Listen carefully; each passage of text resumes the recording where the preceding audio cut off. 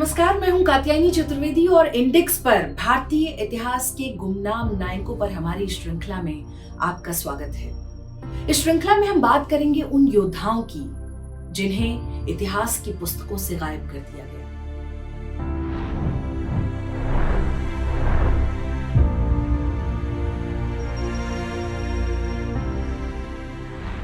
क्या आप जानते हैं कि सोमनाथ मंदिर पर हमले के बाद हिंदुओं ने इस हमले का बदला लिया?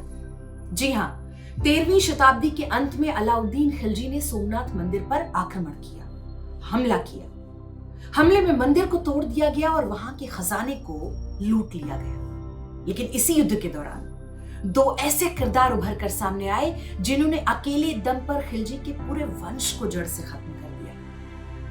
इनमें से एक थी गुजरात के राजा की राजकुमारी और दूसरा वहीं से युद्धबंदी बनाकर दिल्ली लाया गया एक नवयुवक। इनके नाम थे देवल देवी और खुसरो खान। खुसरो खान के नाम पर मत जाइए, वो हिंदू था और अगर आज की भाषा में बात करें तो जाति से दलित। लेकिन इन दोनों ने मिलकर जो वीरता दिखाई, उसकी कोई दूसरी मिसाल भारतीय इतिहास में देखने को नहीं मिलती। लेकिन स्वतंत्रता के बाद वामपंथी इतिहासकारों ने देवल देवी और खुसरो खान की वीरता के अध्याय को खत्म कर दिया, गायब कर दिया।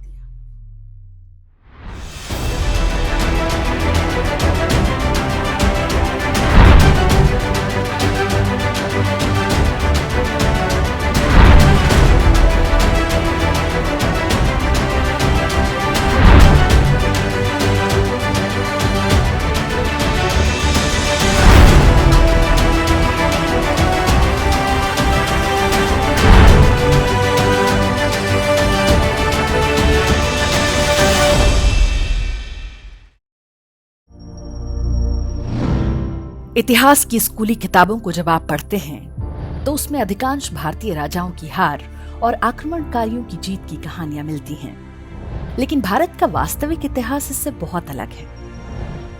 ये सच है कि 12वीं शताब्दी के बाद भारत के बड़े हिस्से पर विदेशियों का अधिकार हो चुका था, लेकिन ये सब इतनी आसानी से नहीं हो गया।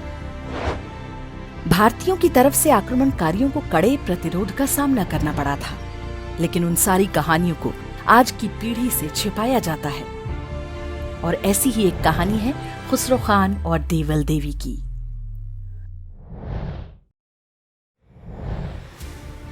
देवल देवी गुजरात की राजकुमारी थी और खुसरो खान एक हिंदू था जिसने इस्लाम स्वीकार कर लिया था। लेकिन उसके इस्लाम कबूलने में भी एक चाल छिपी थी जिसका पता आपको इस कहानी के अंत में चलेगा।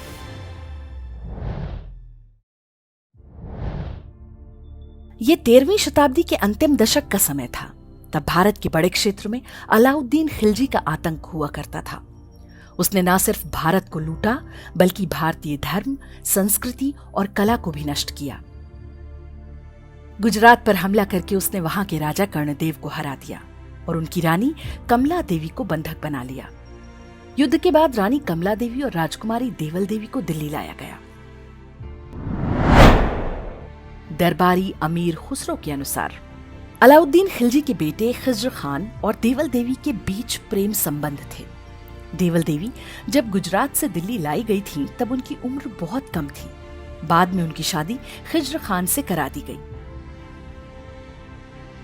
भारत के मुस्लिम इतिहासकारों ने इसे महान प्रेम कथा बनाकर प्रचारित किया ताकि लव जिहाद को बढ़ावा दिया जा सके, जबकि सत्य यह है कि देवल देवी गुलाम थी और उनकी शादी जबरदस्ती कराई गई थी।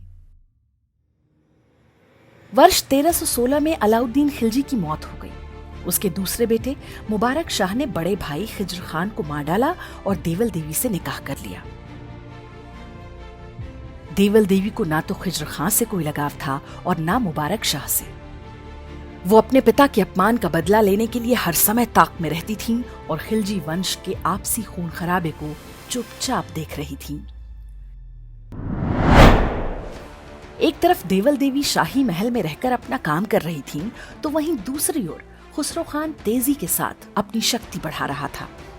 वो मुबारक शाह का भरोसेमंद बन गया और एक दिन उसके साथ मिलकर खिलजी के बड़े बेटे खिज्र खान की हत्या कर दी। खुसरो खान को यदि उस दौर का सबसे रहस्यमय चरित्र कहा जाए तो गलत नहीं होगा। खिलजी की सेनाओं ने गुजरात पर हमले के दौरान सोमनाथ मंदिर को तोड़ा। युद्ध में हजारों भील योद्धाओं ने मंदिर की रक्षा के लिए अपना बलिदान दिया था। हार के बाद भील सेनापति ने अपने एक विश्वस्त सहयोगी से वचन लिया था कि सोमनाथ मंदिर के विध्वंस का बदला लेगा। वही सहयोगी युद्धबंदी बनकर खिलजी के खेमे में घुसने में सफल हो गया। उसने वहां पर इस्लाम कबूल कर लिया और उसका नाम खुसरो खान पड़ गया। खुसरो खान परवारी महार जाति का हिंदू था और उसका पुराना नाम कोई नहीं जानता। खुसरो ने बदला लेने के लिए इस्लाम कबूला था, लेकिन अंदर से वो हिंदू बना रहा। दिल्ली आकर खुसरो खान ने वो सारे काम शुरू कर दिए जिससे वो खिलजी के वंश का सर्वनाश कर सके। इस पूरे अभियान के दौरान वो चोरी छिपे राजकुमारी देवल देवी के संपर्क में बना रहा। इतिहास के उस दौर में भारत आए अरब यात्री इब्न बतूता ने खुसरो खान के बारे में काफी कुछ लिखा है, लेकिन बाद के इतिहास में उस पूरे वृतांत को गायब कर दिया गया। खुसरो ने बहुत ही योजना के साथ अलाउद्दीन खिलजी के दूसरे बेटे मुबारक शाह का विश्वास जीता। मुबारक ने ही खुसरो को शाह की उपाधि भी दी और अपना मुख्य सेनापति भी बनाया। सोमनाथ मंदिर के अपमान के बदले की आग में जल रहा खुसरो दिल्ली सल्तनत की शतरंज पर बड़ी सावधानी से एक एक चाल चल रहा था। सबसे पहले उसने अपने ही सगे भाई को मुसलमान नाम देकर गुजरात के शासन की जिम्मेदारी सौंप दी और इसके बाद खुसरो ने दिल्ली में लगभग 20,000 ऐसे सैनिक भर्ती किए जो लड़ाइयों के बाद जबरन मुसलमान बनाए गए थे। ये सभी स्वधर्म में वापसी के लिए उतावले थे और अवसर की खोज में थे। 20 अप्रैल वर्ष 1320 की रात को खुसरो शाह ने बादशाह और अलाउद्दीन खिलजी के दूसरे बेटे मुबारक शाह की भी हत्या कर दी। शाही परिवार के सभी सदस्यों को उसने उसी रात में खत्म कर दिया और स्वयं को दिल्ली का सुल्तान घोषित कर दिया। इसके बाद कुछ जगहों पर उसको नसरुद्दीन खुसरो शाह के नाम से भी जाना जाता है। उसने देवल देवी के साथ हिंदू रीति रिवाज से विवाह कर लिया। 14वीं शताब्दी के लेखक जियाउद्दीन बर्नी ने लिखा है कि मुबारक शाह की हत्या के एक सप्ताह के अंदर ही राजमहल में मूर्ति पूजा आरंभ कर दी गई और इससे दिल्ली ही नहीं पूरे देश के हिंदुओं में उत्साह की लहर दौड़ गई। जेल में बंद हिंदुओं को छोड़ दिया गया और बड़ी संख्या में मुसलमान बन चुके हिंदुओं ने हिंदू धर्म में वापसी करनी शुरू कर दी। अपने राज्याभिषेक के समय खुसरो खान ने घोषणा की, आज तक मुझे मजबूरी में मुसलमानों का सा पतित और धर्म भ्रष्ट जीवन जीने के लिए बाध्य होना पड़ा। फिर भी मूलतः मैं हिंदू का पुत्र हूं। मेरा बीज हिंदू बीज और मेरा रक्त हिंदू रक्त है। आज मुझे स्वतंत्र जीवन प्राप्त है, इसलिए मैं अपने पैरों में बंधी धर्म भ्रष्टता की बेड़ी तोड़ता हुआ घोषित करता हूं कि मैं हिंदू हूं। अब इस विशाल भरत खंड में हिंदू सम्राट के नाते सिंहासन पर बैठा हूं और इसी तरह कल तक सुल्ताना कहलाने वाली देवल देवी, जो मूलतः एक हिंदू राजकन्या है, वो भी इस्लाम को धिक्कारती हैं। अब से वो भी प्रकट रूप से हिंदू की तरह ही जीवन बिताएंगी। अतीत में हमसे हुए धर्म विमुखता के पाप का परिमार्जन हो, इसके लिए हम प्रतिज्ञा ले रहे हैं। मरते दम तक हम इसका पालन करेंगे।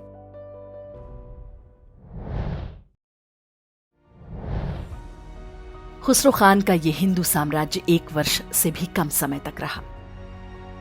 गयासुद्दीन तुगलक और अन्य अमीरों ने विद्रोह कर दिया। सम्राट खुसरो वीर गति को प्राप्त हुए और इसके बाद देवल देवी ने भी आत्महत्या कर ली। दिल्ली सल्तनत पर फिर से विधर्मी मलेच्छों का अधिकार हो गया। लेकिन खुसरो खान ने गुलामी के आदी हो चुके हिंदू समाज में सोए स्वाभिमान को जगा दिया था, जिसका परिणाम मात्र 16 वर्ष बाद ही विजयनगर साम्राज्य की स्थापना के रूप में सामने आया था। स्वतंत्रता बाद के इतिहासकारों ने खुसरो खान के इतिहास को मिटाने का पूरा प्रयास किया।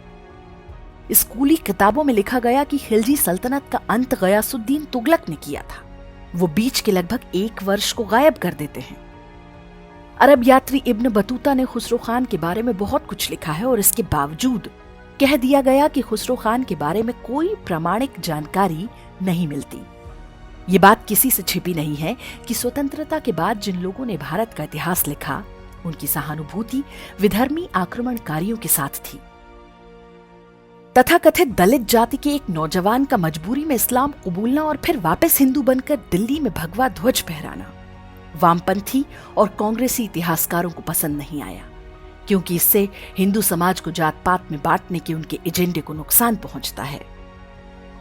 कहते हैं उस दौर में खुसरो खान का राज्याभिषेक देश भर से आए ब्राह्मणों ने कराया था। ये तथ्य भी उस झूठ का भंडाफोड़ करता है कि हिंदू धर्म में जातीय आधार पर कोई भेदभाव पहले से होता रहा है। अलाउद्दीन खिलजी के वंश का समूल नाश करके खुसरो खान ने सोमनाथ मंदिर के विध्वंस का बदला ले लिया था। लगभग 700 वर्ष बाद आज ये मंदिर फिर से पुराने वैभव के साथ खड़ा हो चुका है। ये हमारी आने वाली पीढ़ियों की जिम्मेदारी है कि अब किसी विधर्मी की कुदृष्टि इस मंदिर पर ना पड़ने पाए। हिंदू सम्राट खुसरो खान और रानी देवल देवी को यही हमारी सच्ची श्रद्धांजलि होगी।